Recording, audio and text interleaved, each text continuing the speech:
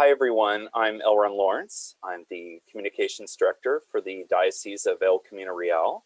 And with us today is Aldo Jarvio, and we are so excited to have you join us in our Pilgrimage with Race series and share a few stories and learn a little more about your life and your experiences. Yeah, so how long have you lived in this area? All your life? So yeah, I've basically all my life. I grew up here in the Monterey County area. I actually, when I was born here in Natividad. We were living in Los Landing with my parents, and we came to Salinas when I was around 8 or 10 years old, and been here ever since. So yeah, kind of know Salinas like the back of my hand. So my parents immigrated to this country. They're from Mexico, so from Veracruz, Mexico. They immigrated here, I want to say about 27 years ago, almost 30. That's so but they've been living here most all their life too. They came here when they were young, very young. Um, so yeah, so that's where they're at right now. And then for myself, like I said, I've been local here, so this is home. This is what I call home, Salinas. Oh, that's great. And tell us about your church and just a little about your life. What do you do for a living these days? And where do you worship and all of Sure, that? sure. So currently, I am a junior at San Jose State. I'm studying civil engineering. So I'll be done with that pretty soon, hopefully. I go to St. Paul's Episcopal Church here in Salinas.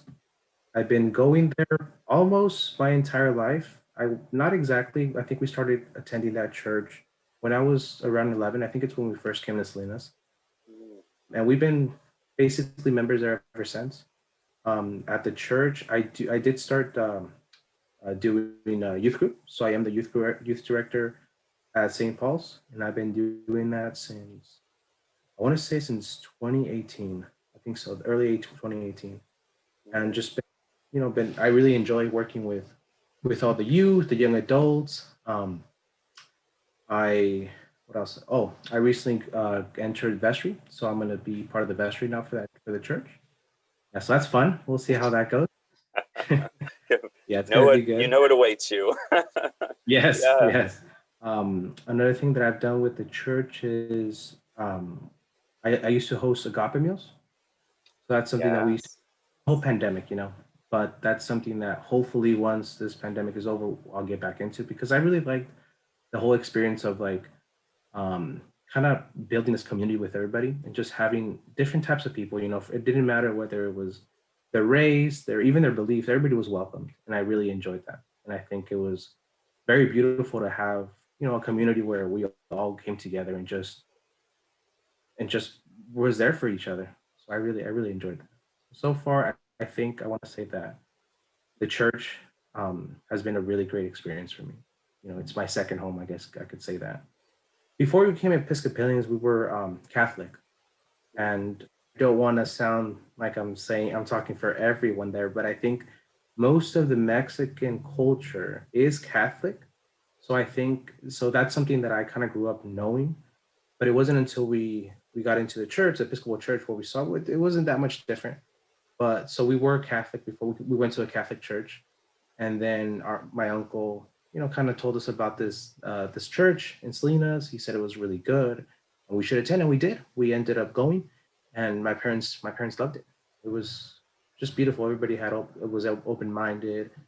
Just the teachings were great, and ever since then, we've been going to that church, St. Paul's Church specifically. Yeah, we Oh, just really enjoy how it's so open minded. I think I love that about it.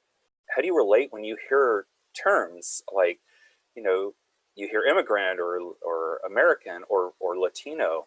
Do you have, do you have like Yeah. a, yeah, how do you respond to or react to that?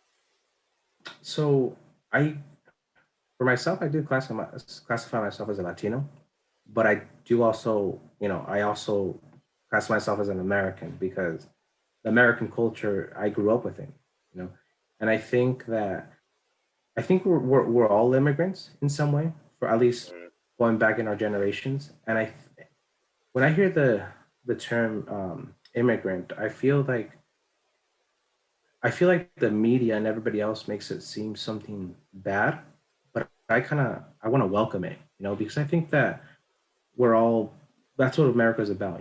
We made this country as immigrants, and I think that I classify myself as an immigrant, and I classify myself as a Latino as well, um, Mexican American, if you would too.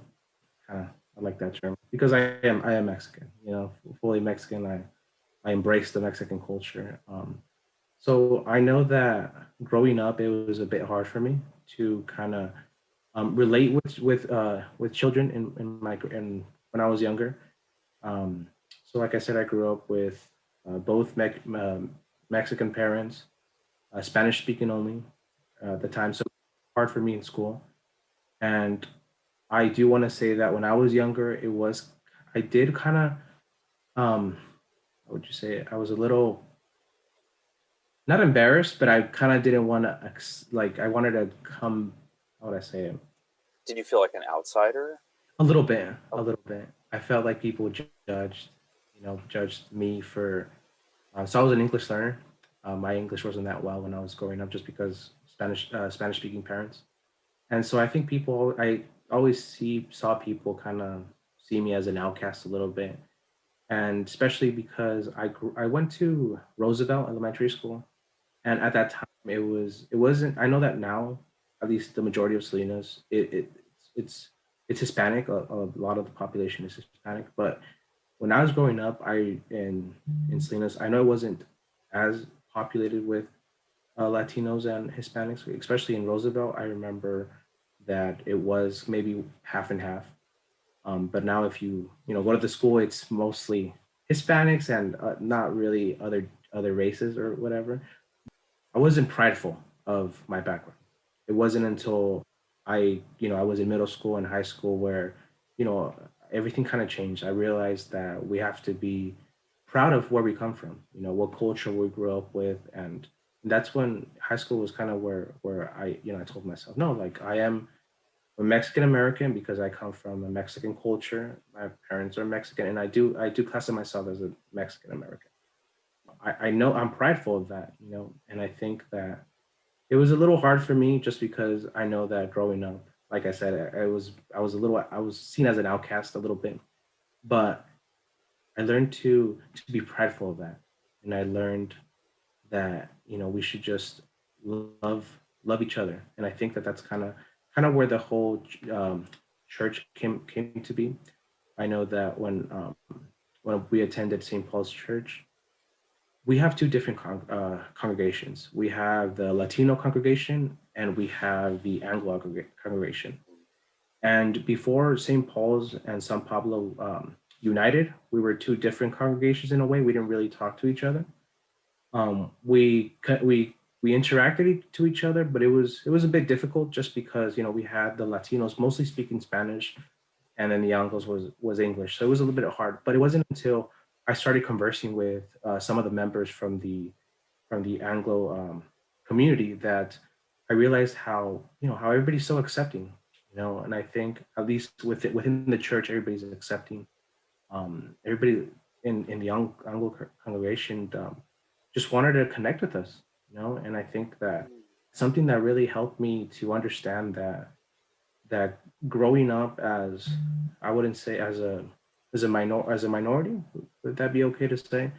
Um, sure. is it's at least within the church, it's something that you should be prideful of because we all we're not here to um, discriminate with one another. We're here at church to love God, Mhm. and I think that's the beauty, and that's where it all kind of fell into place where I accepted where I came from who I came from, and that the ultimate point was just to love everybody and accept everybody, race, gender, whatever it would be. It's just to know that we're all here just to love each other and love God, and I think that that's kind of where I got into being prideful of who I am and where I come from and my culture and everything. We do usually have, I want to say it's twice a year that we have a service that's bilingual. And that usually, it's usually always full at church. It's full with the Anglo community and the Latino community, and it's always full. And it's I think that after we finish service, we always go to the parish hall, and that's where we have kind of like a little it's kind of celebration. It's like a potluck. Everybody brings their own food, and we just kind of start conversing with each other. It wasn't until I want to say it was November of 2019. Yeah, 2019 when we did. I did an agape meal, but this time agape meal wasn't directed towards just young adults. I actually opened it up to the whole community, and I invited both the Latinos and the Anglo community, and and a lot of people showed up. I think I had around 25 to 30 people show up. We started cooking, and then that's when I kind of saw how people started interacting, and it was, I in my head I thought there was gonna be kind of like in high school where everybody has their own little clique and they're on their sides, but it wasn't like that. It was actually really beautiful. Everybody started pairing up with each other from the different congregations, and we all sat together, we cooked, and that the beautiful thing was when we cooked together, everybody was helping the people that wanted to help. As much as the Latinos tried to communicate with the Anglo congregation, so did they. I think that day kind of represents how we're moving forward with this new church within our church. I think that kind of demonstrates that because everybody was loving to each other, everybody was talking to each other, everybody was in a form trying to communicate. Whether even though language for some was a barrier, still they still found ways to try to communicate. I mean, even facial expressions represent a lot for somebody else. And I think that even if you don't understand the language, knowing the gestures and especially your when you smile at somebody, you feel warm, and that's what I saw. I loved it. I really enjoyed seeing it, and just seeing it in person. It was just beautiful. It makes me think about the youth group you have.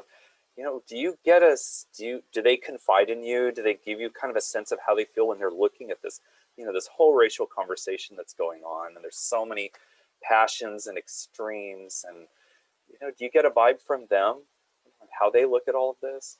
Yeah. So my youth group right now, or we're half and half. Half of us are 18 and older, and then half of us are, or not myself, but half is 16 to 18. So it's kind of, it's a very half and half. And the nice thing is that when we do bring up in our conversations or in our meetings, when we do have time to discuss other issues, most of them bring up, at least recently with what's been going on in the nation, they do bring up issues that are happening. We wished, at least right now, that we were able to do something in the community to help out. But it's a little hard. We wanted to do outreach to other groups that also want to show some sort of support for everything that's going on. And it's a little hard right now, but we're definitely talking about it. Once everything's gets a little better, we do want to be more involved with the community. So everybody in our group is very open-minded, and we're all very comfortable with each other, and we all express our ideas, our values, and it's a great group. I would guess this is probably looking at your generation and looking at these these younger kids in your group, it's got to be really different from when your parents first came to America. I would wonder, did they have family here when they immigrated? So yeah, when they came over, it was definitely different, and it's been I've heard stories of how, because they migrated in the late 80s.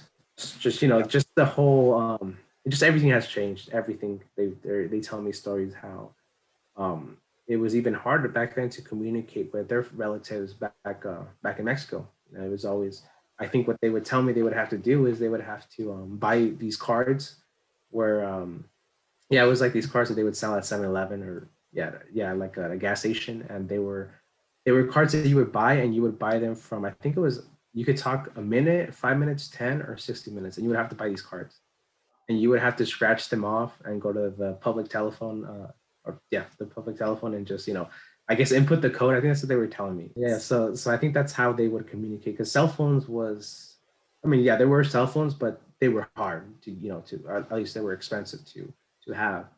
And then home phones, it was expensive, but I think they didn't really have a home phone. So I think it just, everything was so much harder to communicate with everybody. Whether, even if you were in the same city, it was harder. And compared to now, where you have all this social media, you could just, send friend request somebody from across the world, and they'll accept it. Even people accepting one another was harder back then. At least that's what my parents tell me. Grew up in a small town here in California, in Santa Rosa. So I was very small. Yeah. And they would tell me that it was, they actually grew up, or no, they grew up. They were living with one of the pastors from one of the churches there. They were living at his house, and they were saying how even at that little town, there was a lot of a lot of racism, a lot of these issues, and so they grew up understanding how it was to, well, be seen as, as an immigrant. That the race, it was always the issue. And even now, I mean, we do have racism, especially now. The awareness of racism is just, it's great, especially because of social media. And I think that the awareness of social media, it just, everything just gets to everybody's ears so much faster, or eyes. But I do want to say, though, that at least in Salinas, I haven't, I was talking to one of my professors last before the pandemic hit about this, and I told her, I was like, I haven't really been witnessed, at least to myself, racism as much as I have. And then she was telling me, well, it's mostly because, she was saying how it's because you're kind of in Salinas. Salinas is filled with a huge group of Hispanics. So it's kind of, but even then, I've had my little encounters with people that are, maybe not having the best day, but it's okay. I know that in other communities, it's probably different, just because we're, at least Hispanics here in Salinas is, it's a big portion. I think. Yeah, it's interesting because you're really the majority in Salinas. Right, right. I actually ended up, a couple of years ago. I went to go visit one of my friends. He was in the military, and he was stationed at North Carolina, and so I ended up visiting him. I went to go visit to him, and it was so much different than Salinas. I haven't really been out that much of this Monterey County. Oh, I've been to just a couple of states. I've been to Nevada, Arizona, and North Carolina. And so when I went to North Carolina, it was so much different. Like, I was like, wow, it is different out here. There was a lot of, there wasn't that many Hispanics at all. And I think that kind of, I was like, wow. And people, the way people kind of look at you when you're a minority was a little different. I didn't really feel it until I was over there, where people would just kind of differently. And I was like, oh, okay. did you feel like, yeah, you're being noticed Oh, yes. because you look different? Oh, yeah, definitely. Oh, yeah, definitely. Just we ended up, where did we go? We ended up going to a chicken and waffle place. And I went in there, everybody was either African American or they were Caucasian. And it was just like me and my other friend, because I went with a buddy, and then the friend that was in the military. We were the only Hispanics there. And it was a full house. Everything was full. So it was kind of interesting to just be in there, everybody just staring at you. But I mean, yeah, it was I hope just. they didn't just stop eating and all turn and look at you, did they? Not far off, huh? Yeah, a little bit. I haven't. Yeah, it's true. I haven't really been exposed as much, but I have seen, however, the other side of the coin. Like, I've seen how it is from a perspective of the people discriminating the other race. For example, So I did have a couple of friends who, this was back in high school, where there was we were kind of walking. We were walking from school, and we came across this African American. And my friend was, he was, he was like, oh, we should just like evade going that way because of that person. And I was like, but like that person's not doing anything. He's just walking. There's nothing wrong with that. And I think that I think people when they see a different race that they're not they haven't interacted with, they kind of have these they prejudge them. They have these Like a perception.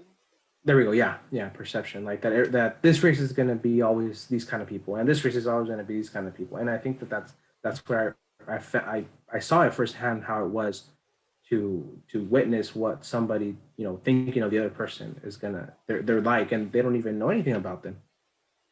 There's certain groups that we especially in the media, we if you look at movies, certain races are always the same characters, and it's sadly that's how it is. Like, I mean, not how it is, but how it is in the movies. They always perceive it that way, and I think that has a big impact, especially in the younger generation, because they're always gonna they see, especially now since they're it's all online. They see all these movies, all these cartoons, all these TV shows, and it's kind of, I mean, it's kind of bad, kind of bad because you're feeding all these young minds all these perceptions before you even know the person. And, Right, and right. Where all they see is stereotypes. Yeah, stereotypes, that's the word. Yeah, stereotypes. Yeah, yeah. it's really it's bad. If there was a community or maybe in a city or a town where it was evenly this like there was an even amount of different uh, races or backgrounds, I think it would be kind of different than it is if you live in a city where it's just a majority, like you're saying, like here in Salinas, it's the majority of us are Hispanic. So I think that we definitely see the outworld a little different just because we're not exposed to the different races or we haven't actually interacted with different races. And so, I think that's where the problem is, I want to say. So it is hard. It is hard. Yeah, yeah. Well, I mean, it kind of goes back to what you were saying about the church, though. How do you see the church being a source of strength during yeah, in this time we're in, where you have these majorities that kind of look down on anyone who's different? Our church is just in general just opened. They're open to everybody, whether uh, race, sexual orientation, Yeah, just gender, anything. We're open to anybody. I have seen it that our church doesn't they don't discriminate on anything. They actually want to welcome everybody in, and I think that like I said, I've seen it uphand with like my church how everybody wants to just be loving to each other, and I think that we have to, at least our church needs to find we need to be more involved. I want to be more involved where we do some sort of outreach to people that feel like they're alone, you know, because I think this is a home. This is a home for everybody, anybody that wants to feel loved, welcomed and supported, because that's what the church is about. It's about just loving each other, and I think that definitely being a part of the church is, it just you just know that you're always going to have um, a group of individuals, a community where you could just come and be loved and not feel judged, and just and obviously receive all these good people that are here to support you, whether whether you need it or not, or you just want a place to kind of de-stress yourself, or you want a place to actually come and because you're emotionally in distress, or you're going through hard times, or you're going through anything you're going through. So I think um, that the church is definitely something that people would benefit from being a part of.